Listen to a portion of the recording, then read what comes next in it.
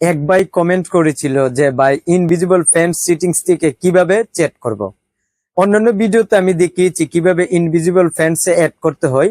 আপনি যদি invisible friends settings থেকে যদি আপনি চ্যাট করতে চান, এর জন্য আপনি প্রোফাইলে ক্লিক করবেন। করার পরে সিকিউরিটি এন্ড প্রাইভেসি এখানে আপনি ক্লিক করবেন। করার পর দেখুন ইনভিজিবল ফ্রেন্ডস এখানে আপনি ক্লিক করবেন। করার পর দেখুন যে নামটি আপনি ইনভিজিবল ফ্রেন্ডস লিস্টে আপনি আনবেন, অ্যাড করবেন, সেটা এখানে দেখাবে। এই নামের উপর আপনি ক্লিক করবেন। করার পরে এখান থেকে আপনি চ্যাট করতে পারবেন।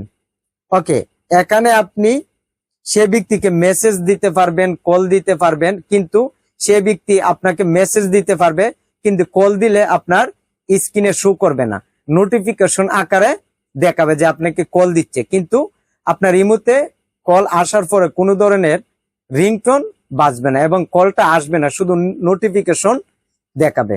আপনি যদি মনে করেন কোনো ব্যক্তি আপনাকে বিরক্ত করে কল দিয়ে বারবার কল দিতে চায়, আপনি কলে কথা বলতে চান না, তাহলে আপনি ইনভিজিবল ফ্রেন্ডস থেকে আপনি চ্যাট করতে পারেন। আপনার যখন ইচ্ছে হবে তাকে আপনি কল দিবেন, কিন্তু আপনাকে কল দিলে আসবে না, শুধু সে মেসেজ দিলে আসবে, আপনি মেসেজটা দেখতে পারবেন।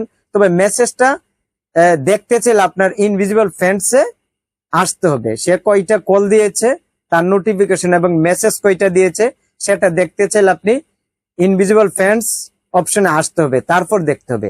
তাই এই ভিডিওটি যদি ভালো লাগে চ্যানেলটি সাবস্ক্রাইব করবেন এবং ভিডিওতে একটি লাইক দিবেন এবং ফেসবুক থেকে দেখলে ফলো করবেন।